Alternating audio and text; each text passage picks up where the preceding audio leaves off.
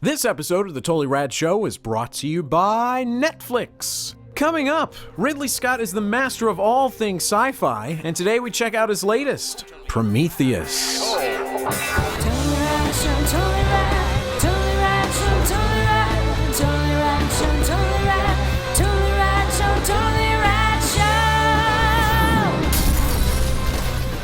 Hello everybody and welcome to the Totally Rad Show. We've got a chock full of fun week. Today we are finally getting a peek at Prometheus, the new Ridley Scott alien prequel movie. Yeah, we had so much fun last week talking all video games, all E3, all the time that we had to catch up on some movies. So we got another movie tomorrow, Madagascar 3. Can't miss the fun animated films. No way. And then on Wednesday, the fun continues outside in the summer, playing with toys, exploders. Guns, gun battle. You'll know more about that later. Speaking of no guns, don't know why that said that. Moonrise Kingdom, Wes Anderson's new indie feature, is out in limited release, and we checked it out. And then we're wrapping everything up this week, talking more movies. This time, versus, we got another actor-centric versus, because you love the Will Smith. It worked so seamlessly and so well. Butterly smooth. We're trying it with Tom Cruise movies. TC. Great background. Jason Solomon sent this in. It's an alien. We got some aliens with Prometheus, so why not? Why not? Let's check it out.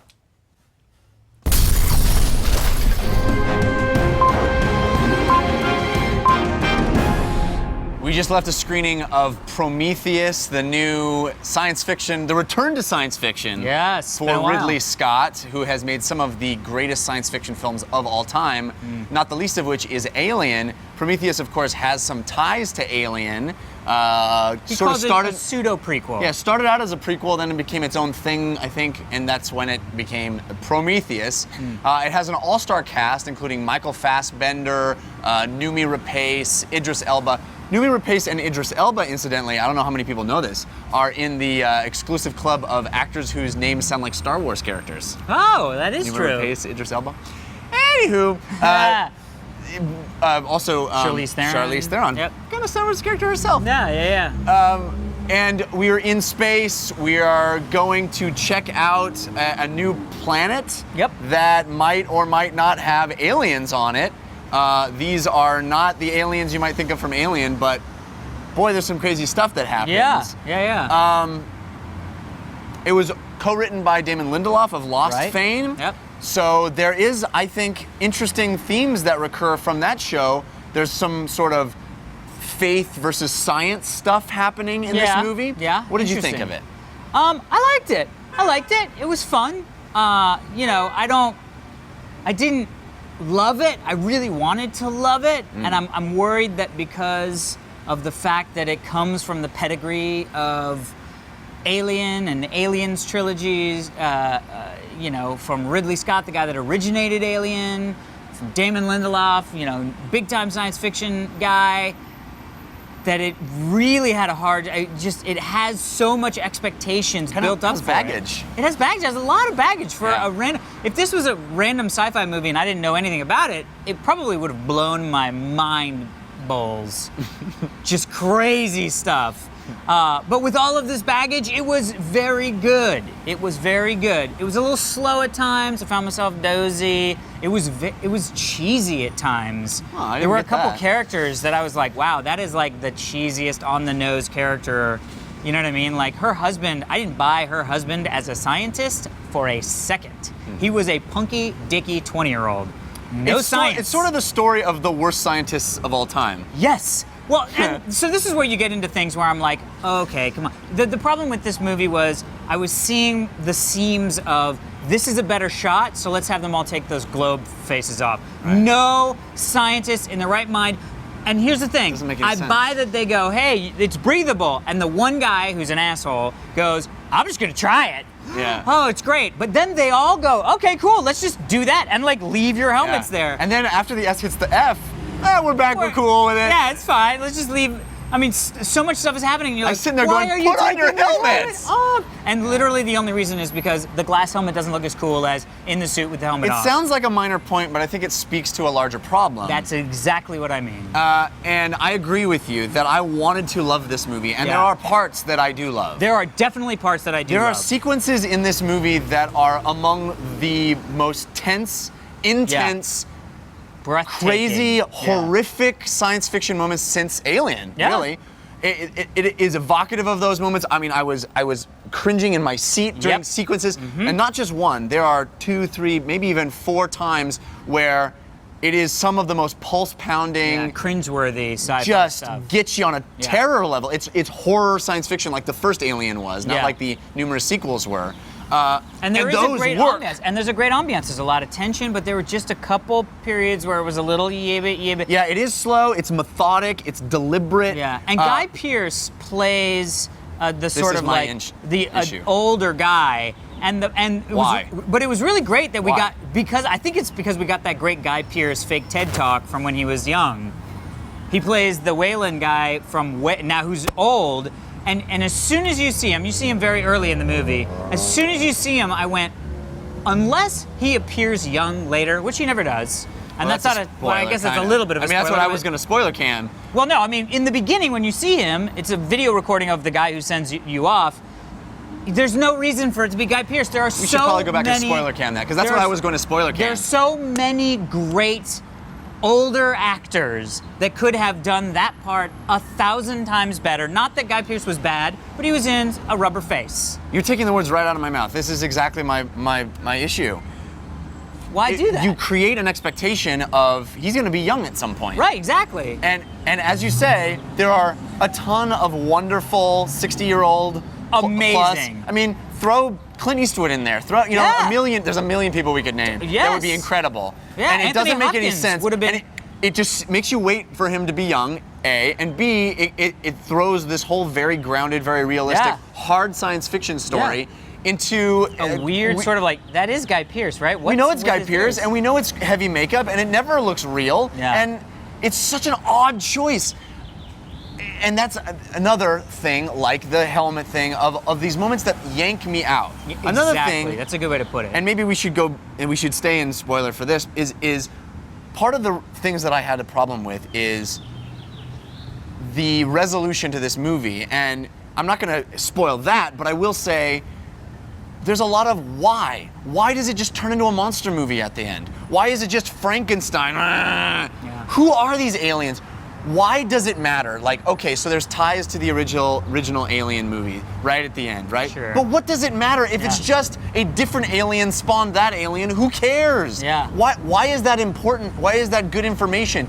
There are so many things that happen in this movie that it's like, what was that person's motivation Yeah. for that? Why would they possibly? Why does the android, the Michael Fassbender android, do what he does in this movie? There There's is no reason. explanation. And there's no further explanation. He just did those things to kind of be punky. But why? He throws everything out of whack. And here's the there's an problem. They entire set it up- alien that is we're on the path of one alien species that's really interesting. Yep. Because of what they mean to humanity. Right. But then there's this whole other alien species for some reason that we find for why. Yeah. And those are really the aliens that matter to the Alien trilogy. Yep. So, but where are those from, and nothing adds up. And especially with the Michael Fassbender character, because it's setting that character up that he's doing that he has a reason behind what he's doing. Right. And there is no reason. He's purposefully sabotaging things. And there literally is no reason, because even when you figure out there's a little, the thing at the end of why he's there and what his ulterior motive is, it in no way is lined up with the shit that he did. Exactly. At and all. What is Guy Pearce's whole point? Like, what is his deal? Like, he wants to talk to them. Okay? And then what? Yeah. Like, what do you want out of this? They state a goal that doesn't make any sense Yeah. based on the given information. Yeah. So once you take all that stuff out, you got a really solid, fun sci-fi adventure. Yeah. The problem is it does have all these things in it. If you're going in for a pulse-pounding sci-fi horror movie, Yep. it delivers. In the face. The extra layer of big idea, hard sci-fi movie, which Yeah. I love and I'm always Which, by excited the way, for. is Aliens. Well, kind of. Aliens, not so much. And as they go, there's less and less that. Sure. But there are fewer and fewer of these big idea, hard sci-fi movies. They're like the kind of sci-fi movie that's based on a novel. That's like Yeah. an Arthur C. Clarke or an Isaac Asimov. Yeah. Those kind of movies aren't made very much anymore. And I love the idea of this maybe being that, but it never really adds up to anything. And there's so many logic holes that, like, why did they behave in this way? It doesn't make any sense. Maybe on second or third viewing, some things would come together, but I don't. Yeah, maybe. I don't. There's a lot of what are you doing from, especially the Michael Fassbender character, because at the end of the day, when you set somebody up as an emotionless android, they have rules that they follow.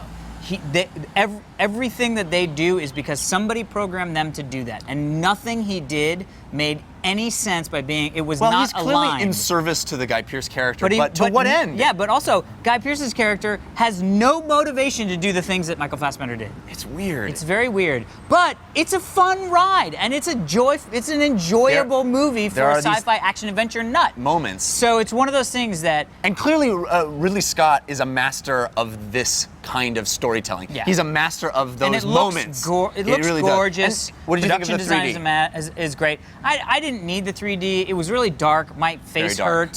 hurt. Very dark. And it would have looked as good. There were a part where I was like, I don't even remember that it's in 3D, so why am I putting my body through this? If you're in a nice, bright, giant screen, you'll probably have a better viewing experience than seeing it in 3D. It's a very that dark said, film the for 3D was a great 3D. They used the fancy, James Cameron cameras. You know what I mean? It's a mixed bag. It's a great movie if you take away all the baggage of its pedigree, the people involved, and all of that stuff. When you add that stuff in, it's just a little less than I had hoped, and it sounds Me like too. it's the same way Yeah. with you. Yeah. I'm interested to see what Dan thinks. Ultimately a disappointment, but Yeah. Prometheus, ignite. All right, everybody, be sure to stick around. We're going to be answering one of your Twitter questions right after this. But first, want to thank our sponsors, Dan Trachtenberg. That's right, Netflix. Yeah, that's right, Streams- Netflix. Streams TV shows and movies directly to your home or your phone or what have you. Your Xbox 360, your Yep. PS3, your PC, your Mac, your Wii, all those things. Yep. You can actually watch, I've been watching a documentary called, on instant streaming, I think it's like the Wild something Smiths of West Oh, Virginia. yeah, no, the Wild Whites of West Virginia. Yes, the Wild Whites. Yep. Not Smiths. Whites. It's crazy, right? It's Of West Virginia. It's Yeah, really yeah, crazy. yeah. There's one called Yeah, it was on Knuckle as HBO, well. I think. Oh, was it? It was. Okay. I saw it on HBO. And So I was you like, can watch "Wah!" it if you don't have HBO, Netflix. Done. Get a Yeah. free 30-day trial at netflix.com/TRS to sign up. Also go to netflix.co.uk/TRS if you're in the UK, or if Yeah. you're in Ireland, netflix.ie/TRS to get the same free trial. Yeah, you want that free trial, but you don't live in the States. All right. hey, fans of TotallyRadShow.com for the backgrounds. Send us backgrounds. We love getting those. Background. And we'll put them on the show. Join us tomorrow for our review of the movie Madagascar 3. Today's Twitter question sent in with the hashtag TRSQ is from @DanGavosden, aka Dan Gavosden. I'm sure I'm pronouncing that last name correctly. If you could have a unit of measurement named after you, what would it measure and how much would it be? Are we talking like the cumulative us, would- like the rad? Like It would be Dan's. Dan. Dan's. How many What Dan? would be It would be a measurement of radiation in your body. Yeah. Or it could be Nads. Or Nads, yeah. I like Dan's though, because that was such a great. That was like year well, one. Nads was. I know, but didn't you have a Dan's like? There was Nads. I know, but didn't you have What's the something? shirt when we had to This make shirts? Oh, you conversation- made It's a shirt. fascinating. Yeah, Yeah. Nads. It was But I that. like Would we? Dan's. What would the unit of rad measure? How rad something is? That would be That would obvious. be That would be clear. radiation. Oh. Yeah. Yeah. Yeah. So there you go. It'd be Dan's. What? And it would measure radiation. The Cannata? Nope. That cannot work. No. That cannot work. Guess not. Yeah. You could be actors. How many actors are you? How many actors are you? How many Cannata was it in this play? Oh, there's 6 Cannata. I don't know about that. It was a 6cc play. Actor, actually, if you didn't mean that, that sounds like parsec actor.